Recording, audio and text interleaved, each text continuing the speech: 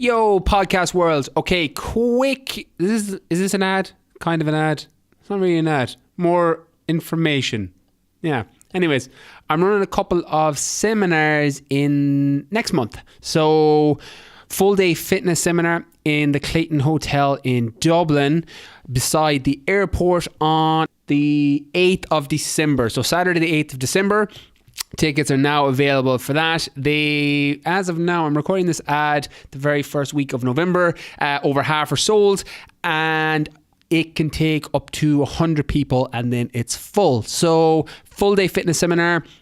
That's definitely the one to check out if you are a fan of the podcast. I'll be covering everything from nutrition, training, sleep, mindset, very much the things I cover on the podcast, the fitness elements of the podcast. So, a seminar based around what kind of nutritional strategy will work best for you, how to apply it in your own lifestyle, what kind of training program will work, and everything in between. Also, if you've read my book, The Fitness Mindset, the structure will follow some of that with some expanded ideas. So yeah, that's probably the best explanation of it. If you're a fan of the podcast or you're a fan of the book, my book, The Fitness Mindset, you are going to love the full day fitness seminar. And the other two seminars I'm running are business seminars. So these are for personal trainers that want to build their personal training business or move their business online. So the day is going to be split up into kind of 50-50. So a full day business seminar, this can only take 20 people. So I've got one in Galway on the 1st of December in the Clayton Hotel in Galway.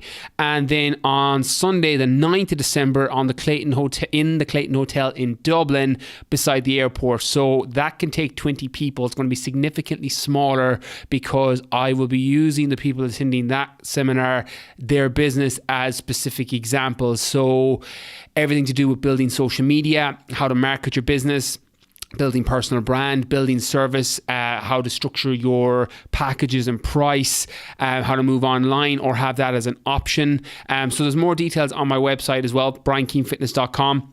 You can just check out the seminar section on there as a bit of information on the business seminars, and the same with the fitness seminars. So that's what I'm doing for December. So Dublin, full day fitness seminar for 100 people on the 8th of December in the Clayton Hotel in Dublin, and full day business seminars for personal trainers or fitness people in the fitness industry in Galway on the 1st of December, Saturday, and in Dublin on the 9th, Sunday the 9th of December. So yeah, more details on that on briankeenfitness.com, so you can check that out, and I look forward to seeing you all on the 1st, on the 8th, or on the 9th. Today's episode of the podcast is brought to you by Clean Cut Meals. Clean Cut Meals are a professional meal prep service and have various plans to suit your specific goals. They change up their menus every week so that you never get bored and can help you stay on track long term. I've been using the lads for nearly a year now. I used them back for my 6 back-to-back marathons in the Sahara Desert, and I've been using them every day for my post-workout meal in the lead up to next year's endurance events. So if you're short on time or looking to get the time back from shopping, cooking, preparing and cleaning up after meals, then I can't recommend them more. To get 20% off your first time order, go to cleancutmeals.ie and enter the podcast code BKF at the checkout. That's BKF as in Brian Keane Fitness at the checkout for 20% off all first time orders. If you have any other questions, just fire the lads over an email. And now on to this week's episode. Cue the music, Tommy. Quick introduction to today's episode with my guest, the Iron Cowboy James Lawrence. As I said in the introduction with James, as you'll hear shortly, he's completed what has been described as one of the greatest achievements in the history of human endurance. 50 Ironman-length triathlons in 50 consecutive days in each of the 50 US states. For those of you unfamiliar with Ironman distance triathlon, it consists of a 2.4 mile swim, followed by a 112 mile bike ride, and then a marathon 26.2 miles to finish. So James did 50 in 50 days, and he traveled to each of the 50 US states, and it's an unbelievable achievement. I read his book earlier this year, Iron Cowboy Redefine Impossible, and it's one of those books that makes you question all your own limits, because you're hearing and seeing inside the mind of somebody who's physically and mentally suffering so bad because your body is just breaking down, but also understanding the negativity that was being fueled in the lead up to such a challenge, where people didn't believe it was physically possible for the human body to do 50 Ironmans in 50 consecutive days, particularly with the travel schedule. So each day, James was averaging about 14 hours a day training. He was burning thousands and thousands of calories. And today's episode, it's kind of broke into two parts, nearly unintentionally so, but I'm very happy that it went this way. So the first half is very much fitness. If you've read my book, The Fitness Mindset, today's episode takes a very similar approach in terms of the first half is all fitness and then the second half is all mindset based. And it wasn't planned this way. It was just the direction we went. And because James is an unbelievable motivational speaker, and I highly recommend him for any corporate executives listening to the podcast, he's an unbelievable inspiration for how to break down bigger targets and goals and working on a step-by-step process to hit even the biggest things and work towards the biggest goals. But the first half we talk training, so Ironman in general, so triathlon, what he did in the lead up to training for the 50, his nutrition, how he eats, some advice for beginners looking to get into triathlon. And then we took a bit of a shift about halfway through towards the mindset. So this triggered off the back of me asking James when people ask him saying they don't have time to do something, because he's got 5 kids, he's got a wife, he's an online business, and obviously training for something like 50 Ironmans in 50 days is going to eat into a lot of time. And it sent off a beautiful wave of a trigger of not getting caught up in that excuse that you do have time, you're just not prioritizing things. So he talks about the sacrifice. So for him, he sacrificed sleep. He was like, it was the only option that he had in terms of when the kids were younger. If he had to train, he just slept less. And again, it not talking about the health or emotional side of lack of sleep, but the point of sacrificing and making sure that you're mapping your actions to whatever your ambition is. And the bigger the ambition, the more actions you need to take, or the bigger actions you need to take, will light an absolute fire under you. We talk about the importance of surrounding yourself with the right people. James is massive on his inner circle, and how cutting out just anybody who didn't fuel the end goal of finishing the 50, he just cut them out completely. And doing the same thing on social media and dealing with negativity when it comes your way, and his thought process and inner dialogue when negativity comes his way. I love this episode. It's so inspiring to think that you can push the physical body to the point where it's ready to break. And reading James's book about on day 30, when we talk about his lowest point during the 50, you're understanding that the mind is such a powerful thing, that your body gives up way before your mind does. And not until you've decided that I can't do this anymore mentally, you just put one foot in front of the other and you keep going, or you put one arm in front of the other and you keep swimming, or you put one pedal in front of the other and you keep pedaling. And how it's about killing excuses, because it's easy to give yourself a way out. James said that 10% of life is what happens to you, and 90% is how you react to it. I think that is true for sport, it's true for triathlon, it's true for work on body composition and trying to change your physical appearance, and it goes for absolutely everything in your life.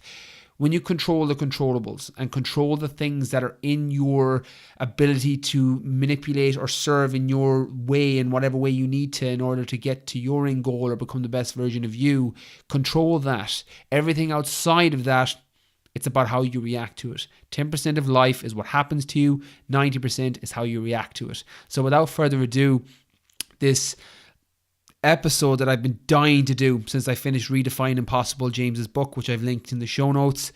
My guest, the Iron Cowboy, 50 Ironman triathlons, 50 consecutive days in 50 US states, with James Lawrence. You're listening to the Brian Keane Fitness Podcast, where Irish fitness entrepreneur Brian Keane answers your questions and interviews leaders in the world of fitness, health, mindset, and natural wellness. Come join the fun. Hey everybody, welcome to another episode of the Brian Keane Fitness Podcast, where we talk everything fitness, nutrition and mindset to help you with your goals. I'm so excited today to be joined by my guest, James Lawrence, also known as Iron Cowboy.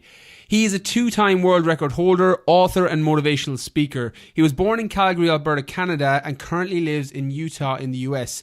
He holds the current world record for the most Ironman distance triathlons completed within a single year, 30 in 2012. He also holds the record for the most half Ironman distance triathlons in 1 year, 22 in 2011. I hope both those records still stand, because I was trying to research them, James, and I was like, wait, like for everyone listening, wait till I tell you what he's done next.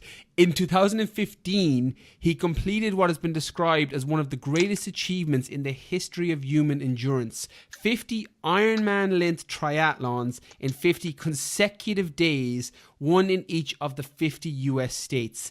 He is the proud father of 5 wonderful children and the author of the incredible book, Iron Cowboy, Redefine Impossible, and has been someone I've been dying to get on the podcast since reading his book. James, welcome to the show. Hey man, thank you so much. I always get pumped to talk to you guys over the pond. My ancestry and everything is from over there, and so totally happy to do it. And the 2 world records, the 2 first ones, they have been beat, and I was actually super stoked and excited when they were beat, because that's the whole reason why I set these benchmarks and these bars to go for, so that people will believe that it's possible. And it's not about those world records. I don't care about those. It's about the journey. And those people that broke them had an experience. The one that still stands and that will stand for a very long time is the 50-50-50. That was just the perfect storm. And who knows what's going to happen with that one. That 50-50-50, as I said, reading your book, for those that follow me on my Instagram, I was tagging that book and tagging clips from it, because it's just so inspiring. It's one of those reads and one of those events that you did that I think captured the imagination of people. It definitely did with me, and made me question limitations. Like Redefine Impossible was probably one of the best titles, because that's what it does. Talk us through what led up to that. Where did that idea come from? What was the thing that made you say, right, I'm going to go and do it? And then we'll jump back and forth, because I'm going to go all over the place, because I'm dying to ask you these questions. So talk to me, where did it come from? Yeah, so, crazy journey. A lot of people see the headline and that's all they know about in my story. But man, the reality is this thing's been going on for over a decade.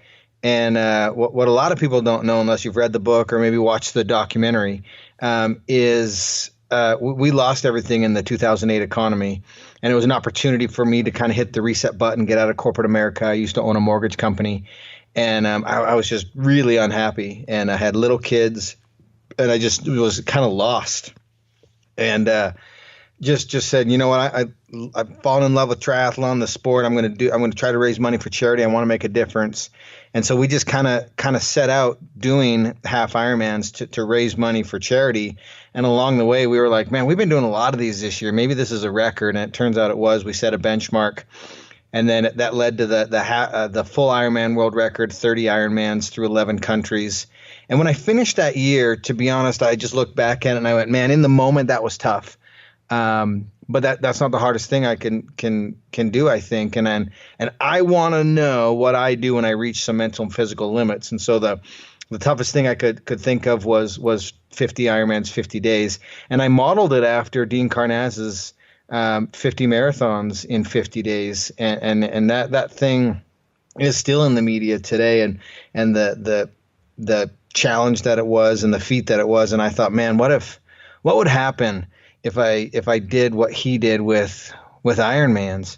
Is it possible? And from where I was sitting, coming off of 30 Ironmans in that year, learning how to do an Ironman every single weekend, man, I went all in. I truly believed it was possible. And from where everybody else was sitting, they weren't on the same journey that I was. And perspective is an amazing thing. And so when I made the announcement, I was mocked and ridiculed for having this goal. But again, I couldn't comprehend why they didn't understand why it was possible. And so I just kind of put on some blinders and went to work for the next 2.5 years to get ready for it. there's such an incredible message there, even for anybody listening in whatever area of your life it is. It's just, again, how you do anything is how you do everything. When you set these ridiculous goals or big, audacious goals, people are going to think, you're foolish. Like, if you had questioned, I would imagine that feeling coming back from people going, you're nuts or they don't believe you can do it. What was your kind of self-talk like, James, in the lead up to say, preparing for it? Because we'll get into the actual 50 and how you felt during, but hearing all this negative feedback going, you're crazy, you can't do that, which is definitely what you heard, because it's just one of the most incredible feats in human endurance. What was your self-talk like? Did you have to constantly reaffirm yourself, or did you always believe, yeah, I can do this? Yeah, no, it was the self-talk was easy for me leading up to it, because I was almost naive to how difficult the challenge was going to be. And again, I was coming off of an incredible world record where we had defied what had been done before. And, that was my new normal. And that's the beauty of pushing your body and allowing it to adapt and evolve. Is the next, it wasn't a huge leap for me in my mind. And so the next step made sense. And so really, I honestly, I have some audio recordings from prior to the 50 that I listened to, and I was brimming with confidence. I mean, I was like, I'm 100, 200, 300% all in, and I absolutely believe that I can do this. And with this type of thing, to be honest with you, you have to have that mentality. When it's this big, you have to have no doubt. You have to go all in. You got to believe in yourself. And that's truly what I did. And I put on blinders. I stopped talking to people that were negative. I literally eliminated them from my life. And then I surrounded myself with brilliant people that believed in what we were trying to do. I love that. I had Dean Karnazes on the podcast there a couple of weeks ago, and he said something very, very similar, that you just kind of make a decision that, right, I'm doing this. I'm going to surround myself with the family members and friends and people who believe in me, and I'm just going to go hell for leather with it. What was your training and nutrition like in the lead up to it? And I'm dying to get into the actual event, but did you change up anything drastically? Like, you have 5 kids at home. Obviously, time is always an issue. What was your training and nutrition like leading up to the 50? Yeah, it's crazy. I'd put myself in a position to where I was coaching a lot of athletes, and so I could do that kind of in the middle of the night. It was all online, all virtual, and so it allowed me to train and balance life and train during the day when my kids were at school and whatnot. And so it really didn't take a toll on them, and they didn't realize. But we did have to make some major adjustments in how we trained. I mean, my whole career early on, everything's focused on speed and intensity and winning. And with this type of challenge, I had to teach myself how to run slower and pace, and that changed cadence and all these things. So that was a pretty big challenge. And then we also had to put a strong, big emphasis on strength training, because and we were criticized for this heavily. And I've been on in the camp for a long time that this endurance thing isn't just an endurance sport; it's a muscular endurance sport. And our limiter is going to be how strong you're going to be. It's not going to be your cardiovascular system. And so for me, we really put a big emphasis on strength training, because I just knew I needed to be durable. We were going to break a body down. And so leading up to it, I mean, I was doing heavy Olympic lifting for the biggest endurance challenge ever. And again, we were criticized for that. And that was your kind of training in the lead up to it. And it's funny because strength and conditioning is actually my background. And when I was reading your book and that section about your training, I'm like, yeah, that makes sense. Aerobically, you can only be so fit. Mentally, you're only going to test that when you're actually in the 50. But there's a lot of muscular stuff there that people don't realize, that you need to be ridiculously muscularly conditioned to do 50 Ironmans in 50 days. Don't mind the traveling in between and the lack of sleep, etc. What was your nutrition like then in the lead up to it? Yeah, I mean, just with the amount of calories that we needed, we tried to keep it as clean as possible. Obviously, we're raising money for the Jamie Oliver Foundation for awareness for childhood obesity, and so we were trying to keep everything pretty clean. The challenge for us was just the amount of calories that we had to consume. I'm not a vegetarian. I'm not a vegan. I try to limit the amount of the meats I do and try to get the highest quality I can, just because it's tougher on the digestive system. But for the most part, if it was put on this earth for us to consume, then I'm consuming it. But again, try to source just the best possible types of foods. I mean, we do a lot of grains, a lot of fruits, a lot of vegetables, and then just try to eat as much of it as we can. It's a fuel source, and so people are like, hey, I got to do this, but I want to fuel off my fat stores and this and that. And I'm like, no, eat food, guys. It's okay. Do you lean towards carbohydrate or fats, or do you just get in the calories and keep it clean as much as you can? Just as a general rule, I know during the 50 it changes slightly, but in general, do you go more carb-based, fat-based, or does your body just work with whatever you give it? I would say if I'm going to adhere to any of the ridiculous trends out there and the fads for marketing diets and all the garbage, I would probably say that I would lean more towards like a macro, to where it's a balance between fats, proteins, and carbohydrates. I think they're all incredibly important for performing at a high level. And so I kind of avoid the all carb or all protein or all fat or all these these ridiculous things that are out there that are people are using just to try to be relevant or talk about something. Yeah, I'm really glad that that's the approach, just because people that are listening here that are either thinking about doing a triathlon or a marathon or just training in general, it's finding what works best for your body. Some people work off fats, some people work off carbs, some people work off a mixture. It's all about what works for your digestion, what works for your energy levels, and then kind of sticking to that. Talk me through the 50 then. So obviously the first couple of days, how was that feeling? How were you from day 1 to day 7? What was the kind of the mental side of it, the physical side? Talk us through the first, say, 7 days of it. Yeah. The first 7 days are arguably some of the toughest, because you don't ever do 7 Ironmans in order to prepare for 50, right? It just doesn't make sense as far as training is concerned. And so that's really the first test to see mentally, are you willing to stick to it? Mentally, are you willing to, have patience to allow the body to start to adapt? That first week is when everybody's going to quit. There's been a couple people that have tried to do the 50 in a single location or whatnot, and they don't make it outside of a week because they're not giving their body times to adapt and recover. The prep for races 11 through 10 happened in 1 through 10. I'm sorry, 11 through 20 happened through 1 through 10. The prep for 20 through 30 happens 1 through 20. The prep for 30 to 40 happens 1 through 30, 1 through 40. And so people don't allow their bodies time to adapt, evolve, and grow, and they miss out on an opportunity. And so those first 7 are so incredibly difficult. Your body's adapting, your body's adjusting. I remember it was day 6 in Nevada. If I stopped moving on the marathon, like to fuel or hydrate or talk to somebody or do something, I had the most difficult time getting going again. I either had to be pushed from behind or pulled in order to engage those hip flexors. I had to avoid stepping up onto curbs because those smaller supporting muscles they were like, what the hell are you doing? And it just took them a minute to come around and get used to the fact that we were doing an Ironman every single day. And so it was very, very interesting to fight through that first week. And like I said, it's when most people quit. So that adapting in those first week was incredibly challenging.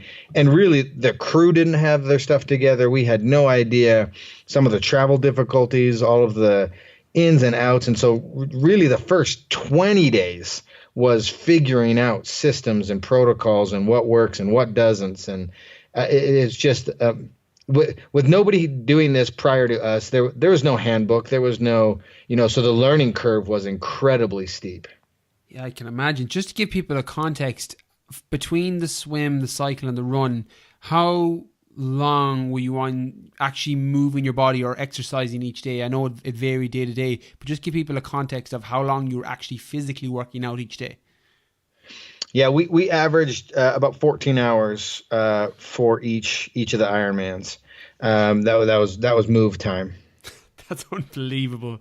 When you think about the amount of calories your body's burning, the tension on your tendons and joints and muscles and hip flexors, like the more I hear about it, even from your own mouth, the more I hear about it, the more impressive it is. It's one of those feats that sometimes when you hear somebody's achieved a great thing and you break it down, you're like, oh yeah, that sounds doable, that sounds possible.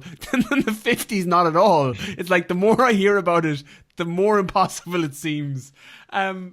Talk us through that. You mentioned this point in the book, and it may be a different point again in your own mind that comes to it now, but what was the single lowest point during the entire 50? Take us to that moment, and what did you do to get over it? Because that was a part of the book that really resonated with me.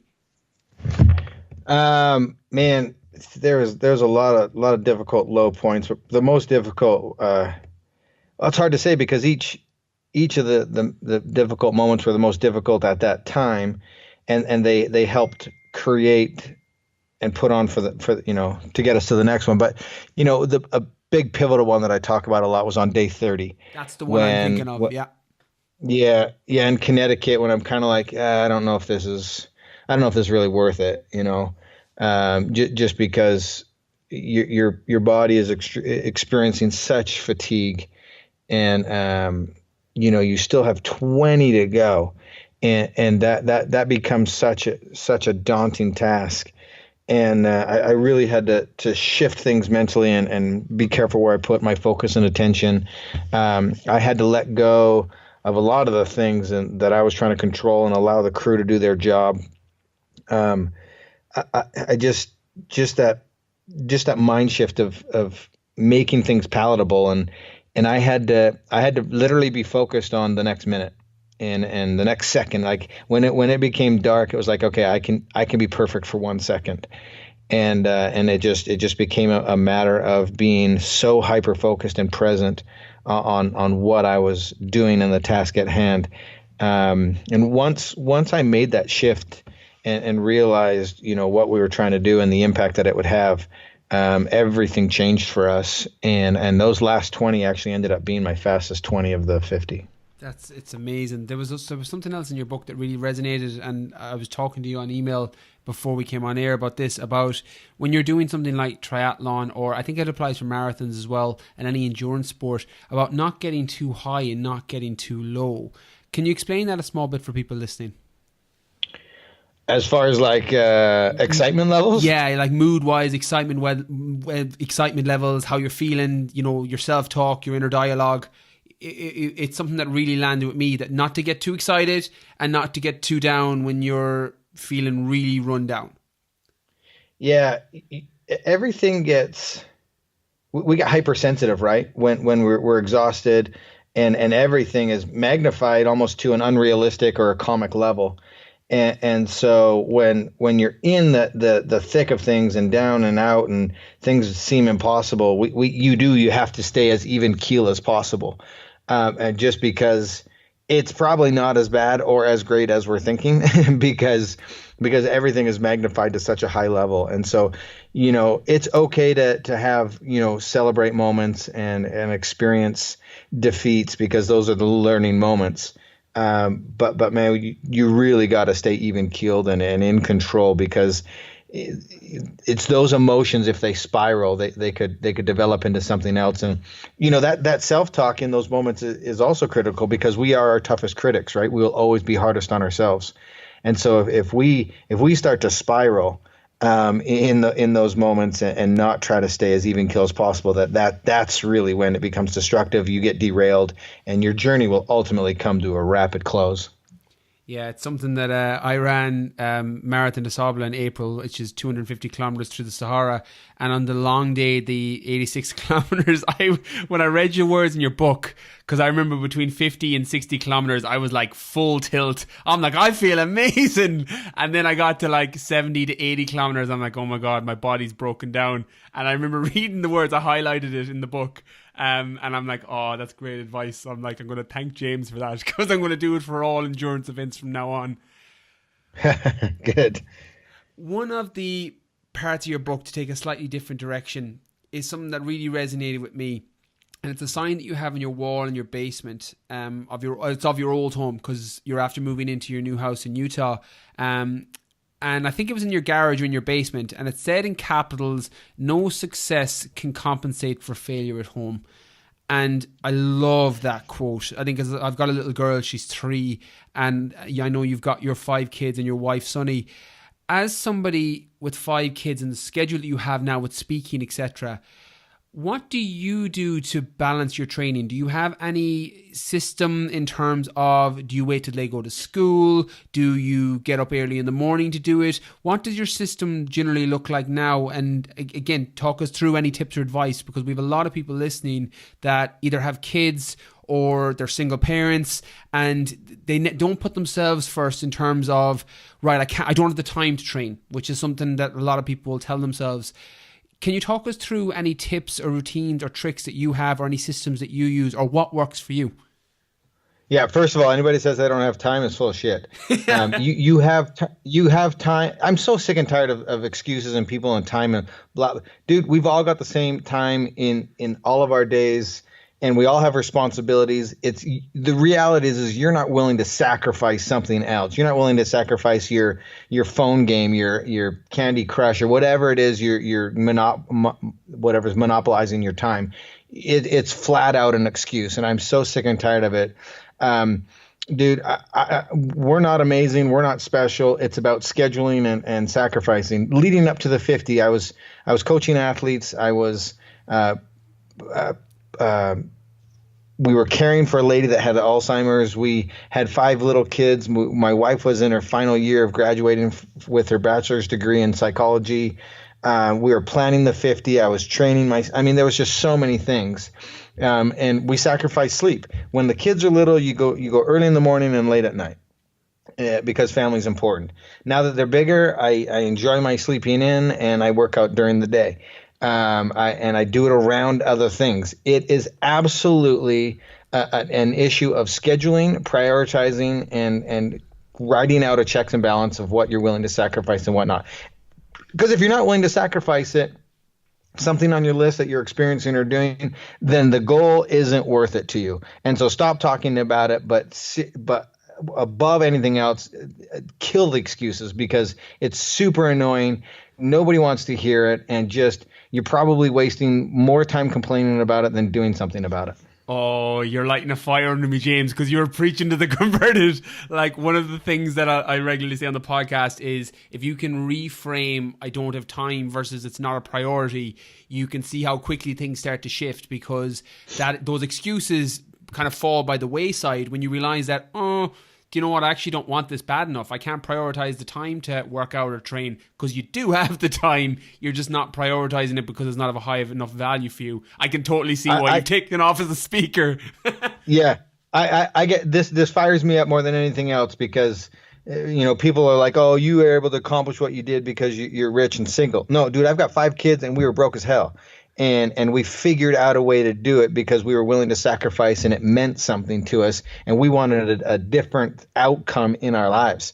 Man, it's just so frustrating and again, I'm preaching to the choir, but this isn't for you, it's for the people listening. But it's just so frustrating when people say that. I get emails every single day. Hey, you've inspired me, which is incredible. And I love hearing that. And then they tell me their goal that they want to do. And then I'm like, oh man, that's amazing. Let me help you out. I'll kind of get a game plan going for you. And then I lay out what it's going to take. And they're like, oh, yeah, maybe I don't want to, maybe I don't want to, maybe I don't want to do that. And so the two biggest things is great, guys, be inspired, be motivated, amp the hell out of yourselves. But reality is if you have a big goal, you got to give it the time, respect that it deserves. And two, you got to really be willing to show up every single day, and you got to be willing to sacrifice something. One of the best examples I see and love is, I'm a big MMA fight fan, and Conor McGregor is just an unbelievable example of belief and conviction and going all in, and except for this last fight, he's outworked everybody in the industry. And with him, I mean, he had the goal to become the number one recognized fighter in the world, and he had no idea how he was going to get there. But I guarantee you, he woke up every single day, put his feet on the ground, and said, "Doubt me now." And I love that attitude, and that's what people aren't willing to do. And for Conor McGregor, I mean, he put $250 million, $250 million in his pocket after the Mayweather fight, and he's now living his dreams. And so that's what people aren't willing to do, is show up every single day and fight for what they really want and make sacrifices. I love it. Like, the thing is, as long as your actions are mapping to your ambition, because the bigger the ambition, the bigger the actions have to be. And if you want to run a marathon, then your actions have to map to that. If you want to try and attempt the 50 like James, you've got to really fucking outwork it and make sure that your actions are mapping to that ambition. I don't have time is something that obviously fires you up, and I love it because I don't think that message can be said enough, because being heard in different ways resonates in different ways with people, and it's something that stops people executing on the things that they want. Is there any other topic that particularly fires you up, or something when you're doing motivational speaking you're like, oh, I'm covering this today because people need to hear it?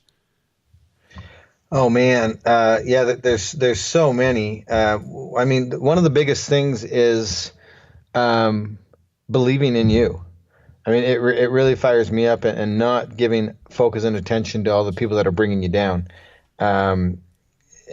Just the shift from negative to positive. I just did a small tour through Sri Lanka, and culturally that mindset is just so focused on the negative or the failure and all of these things, and these questions kept coming up, and I just saw this massive trend of putting your focus and attention on the wrong thing. And I come from a great home, and my mother always said, James, son, if you keep doing what you're doing, you're going to keep getting what you're getting. And if you want something different, do something different. And we've all heard this. And then she always followed it up with, James, 10% of life is what happens to you. 90% is how you choose to react to it. And it just fires me up when people are putting all of their focus and attention on the crap they can't control. And it's about doing the small things consistently. Success comes from doing a lot of little things consistently over a long period of time. And those kind of things just get me going, and they're just super simple, but people don't get it. The toughest thing to do is just starting, getting moving. Motion creates emotion, right? And so when people they're frustrated, can't start, one, they're putting the focus on the wrong things, and two, they just have an unwillingness to start doing something, moving. What advice, besides just getting started, for somebody that's listening now that has a goal that they want to do, relative to whatever it is, what advice would you tell them? Obviously, get moving, because motion creates motion. Is there any other tips or things that you would say to that person? If I was sitting with you now, James, I'm like, look, I really want to do the 50. I want to go and do what you did. What would you say to me in terms of my mindset? What do I need to get right? Yeah, one, you got to believe in you, but two, you got to surround yourself with people that are going to help you get there. And if you can't afford that or can't find it or whatnot, you've got to do your best job at putting together a plan to get started. And then once you have that plan, forget the big goal. Just eliminate it out of your mind, because it's so big you probably can't wrap your mind around it anyways, and you need to focus on the simplest of tasks. And success breeds success, and confidence breeds confidence. And so when you break things down to the simplest of things, then you will start to pick things off and build confidence and momentum. And really, one of the biggest things people don't do is sit down and isolate what their fears are. They're doing the tasks that are easy to them, and that's not what's going to take you to success. You got to do the tasks that scare you. and take 10 things that scare you and break them down into 10 easier tasks, and break it down even more until you can palette one and start to grow. And like I said, these are all journeys and they take a long time, and people don't give the goals the respect that they deserve to go. And so you got to break it down, and you got to start picking or chipping away at these, and eventually you'll gain experience. You'll become more mentally tough. You'll become more physically tough. And now you're starting to gain experience and momentum. But all that takes time. You need to be, you got to have patience, but you got to have aggressive patience, because you got to have patience and allow things to unfold, but you got to attack it and be aggressive with it. So you got to have, be patiently aggressive. I love it. It's there's a thought process that I can't remember who I heard it from. I think Gary Vaynerchuk or some entrepreneur, but it's macro patience, micro speed, where you're constantly patient about the long term, knowing that it's a process, but you're micro impatient. You're doing everything today that can get you one step closer to the end goal. I think yes. I think you've said it. It's there's nothing else that can't be done when you break it down like that. If you can reframe your mindset like that, I think you can achieve anything. I think you're walking testament to it with the 50. How did you phrase that? Macro patience, micro speed. Macro patience, micro speed. I love that. It's yours. I stole it. You can have it. A lot of people are missing that, dude. You know what you're talking about. Listen to this dude. He's got his stuff on point. That is good stuff right there. And it's the way that I live my life and the way that I try to help and coach people. But that's a brilliant way to put it. Macro patience, micro speed. Love it. We'll take a little bit of a different direction, James. And I'm going to throw a couple of questions at you just to kind of get into your mindset as well and find a little bit more about you. When you think of the word successful, besides a family member, besides, again, your wife or anyone in your inner circle, who's the first person to come to mind and why? For like a mentor of mine? Even the first person to come to mind, maybe it might be an athlete, it might be a mentor. Is there anybody that when I say the word successful, you're like, yeah, that's the person who I think of? Yeah, I'm a big sports guy. I love it. And so a lot of my stuff stems back to sports. I got 3 of them. Tiger Woods, George St. Pierre, and LeBron James. All 3 of them for possibly different reasons, but just unbelievable journeys, rises and falls, consistency, showing up, hard work. All of it. And then McGregor too. Those guys just unbelievable examples in the sport world that have taken things to the highest of high levels under such extreme microscopes, and the mental fortitude and the physical toughness and all of it put together. It's just another level. I love it. Do you have any particular favorite? If I had to pick one that you're like, they're my favorite athlete, would you be able to pick? Man, if I said, James, you get to go to dinner with this guy and you get to spend the evening picking his brain, who do you choose? Oh, geez. Tiger, GSP, LeBron. Dude, I don't want to choose. No, all right. I'll pick. Yeah, I'm gonna go with LeBron James. LeBron. Well, if you had one question you'd ask LeBron, and it's like, right, you get to ask him anything you want, what would you ask LeBron? Holy cow. I've all my journeys have because they've been unique to what I've been doing. And I'm talking out of the other side of my mouth now, because I say surround yourself with coaches and whatnot. But then I really go inward and kind of do me, because there's value to both those things. A lot of people try to mimic what somebody else is doing, and they're just trying to match that person's excellence. And for me, it's going above and beyond that. And somebody else's standard should just be kind of your benchmark to get to blow through that lid. What would I ask LeBron? The journeys are just so different. I just think we would have a casual conversation, but I would want him. I was in an article in Sports Illustrated where I was on the same list as LeBron James for the 50 fittest freaks, and I want all the other 50 athletes to sign the copy of the Sports Illustrated that I was in with them, and so I'd ask him to sign it, but You know what? I've been asked a lot of things, and I've never been asked this question. So I don't have an answer. I don't know what I'd ask him. Oh yeah, I completely went off script because you named 3 unbelievable athletes there. I was like, oh, I'm going to flesh this one out for the first time. So that's new to the podcast too. So that's probably why no one's heard it either. Next one. I know you're a big fan of movies. Do you have a favorite movie? Yeah, Rudy. Who's in? I don't think I've seen that. Embarrassingly, and I'm a movie guy. I don't think I've seen it. Rudy, Rudy? Yeah, I don't think I've seen it. Who's in Rudy? I'm scribbling that down right now. Is that on Netflix? Man, I don't know if it's on Netflix. I own the DVD of it. It's the story of the guy's real name is Rudy Rudiger, and he was a smaller individual, small town steel factory worker, and he just had a dream to play for Notre Dame. And it's the underdog. It's an unbelievable, really, really cool story. And I actually got to meet the real Rudy Rudiger. He does some speaking now. He's much older, but he lives in Vegas. And I've shared the stage with him a few times. It's a great movie. Yeah, it's just called Rudy, Rudy. Just a great movie. Oh, I love it. I'm 100% checking that out after, because I remember reading just when I was doing research for the episode, I'm like, everything that I read, movies came up with your name in it, because it's like, is that what you use for your downtime?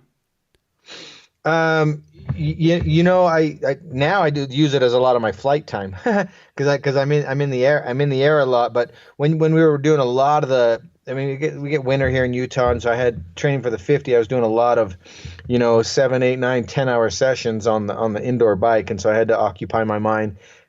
In our new home, I just built a theater in our basement, and so we'll cue the movie thing back up and get caught up. But I've been watching a lot of movies on the airplanes. I love it. Talk to me about your training right now. What are you doing right now? Are you just doing some maintenance work, or what's everything looking like right now? Yeah, so man, life has been chaotic the last year. I've really allowed my body to heal and recover from the 50. It's been 3 years now. I needed a mental break. I needed a physical break. I'm now to the point where I'm ready to get back into full training. We just moved into our dream home. I've built a 1,400 square foot training facility in my home. And I have 3 big races that I'm going to get ready for next year. Cape Epic, which is a 6-day mountain bike stage race in South Africa.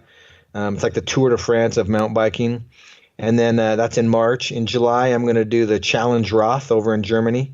I believe my fastest Ironman is still in me. And then I'm going to finish the year in Switzerland doing the Swiss Epic, which is a 5-day mountain bike stage race. And then we also put on 2 races here in the U.S. called Utah's Toughest and Vermont's Toughest. And they're extreme Ironman distance races where they're up in the mountains. And I'm toying with the idea of racing the Utah's Toughest in August here. It shows that there's plenty left in the tank, that's for sure. For people listening, you do a lot of coaching with people. Do you have any advice for anybody looking to get into triathlon? Yeah, one of the big mistakes I see a lot of people make, we coach athletes around the world. Anybody that wants to check it out can go to teamironcowboy.com. I'll link that in the show notes for everybody listening too. I'll link that in the show notes so you don't even have to search on it. I've got you covered, James. Perfect. The biggest mistake I see people make is they're motivated, they're inspired, and they're like, I'm going to go do an Ironman. And my biggest advice to people is like, let's take our time with this. Let's really allow your body to adapt and grow. Let's start with some speed work. Let's start with some general fitness, and let's have some fun racing those distances. I mean, a lot of people don't know, but I did competitive sprint racing for 4 years before I even took on my first half, before I even conceptualized doing an Ironman. And I think that's why I was successful, because I built those foundational blocks.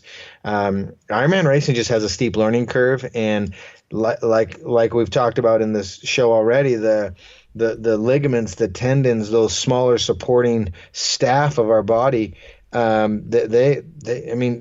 just see too many people get hurt. So my biggest advice for people training and whatnot, 1, get a coach or just ask for advice. There's tons of free information out there. And 2, let's start with foundational stuff and get technique down right and get proper form and good equipment.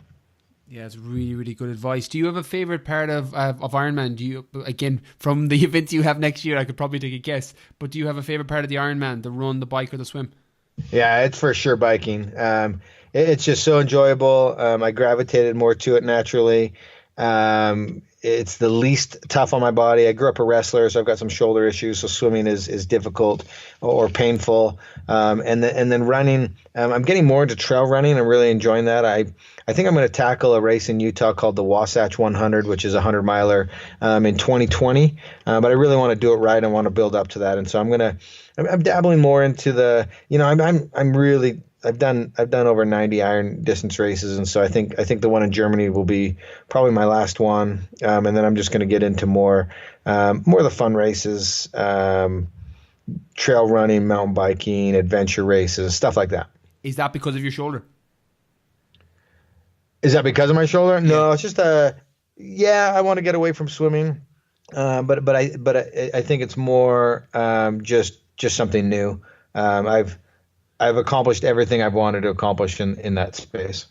I love it. Okay, there's a couple of more questions because I'm very conscious of time, because for those listening, James is on another podcast like directly after this because he's just grinding it out. Because James, on your stories, Instagram stories, mate, you've been traveling all over the world speaking, so it's great to see you doing more podcasts, doing interviews, doing speaking all over the place. Again, your Instagram stories are awesome, and I'm starting to pick up some tips from your training too, so looking forward to getting more of those. But a couple of questions I want to finish on. If you could go back and give your 18, 19 or 20-year-old self any advice, it might be life advice, training advice, anything along those lines, what would you say to your 18, 19 or 20-year-old self? You can choose, you can put yourself and place yourself in a moment in time. What advice would you offer him? I think the bigger question is would my 18 or 19-year-old self listen? And if he would, I would tell him to not care what other people think, because the opinions of others is not a direct reflection of who you are and what you're capable of.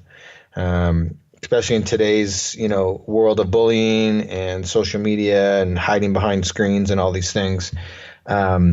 Believing in you is what I would say, and don't listen to anybody. Create your own lane because you're the most exceptional person on this planet, and believe that. And so I think that's what I would end up telling myself. I think that's great advice for anybody listening. Another thing, just because of what you said there, because of your profile online, because of when you set up doing something so big like the 50, it's inevitable that there's going to be hate or negativity coming your way in terms of comments, social media. You're just going to get that by the law of numbers with the amount of people that are following you. How do you deal with any negative comments or negativity aimed in your direction, either in the lead up to the 50, during, or even now in general? How do you handle that? Yeah, you have to learn just to not give them any energy, because you're not going to change their minds. There's no point in fueling that. That's what they want. They want a reaction out of you. And I've learned that the amount of positivity that we're dealing with is far outweighs the negativity. And we filmed a documentary that focused a lot on the showcase that type of negativity, so people can realize that it exists, that it's cruel, and how to overcome that adversity. And it's the documentary, I believe it's on Netflix UK, and here in the US it's on Amazon Prime. It's on Amazon Prime here as well. It's not on the Netflix UK as of yet, but I'll link up the Amazon Prime link to that documentary in the show notes as well. I haven't watched that yet, but as soon as I finish the book, and as soon as I got done talking with you on here, I'm like, the documentary's next. I'm like, I got to put a visual to this. And it's interesting too, because they all come from a little bit different perspective, and you can read the book and still really enjoy the documentary, and you can watch the documentary and absolutely enjoy the book. I love it. Okay, final question. Do you have a quote that you live by or refer to often?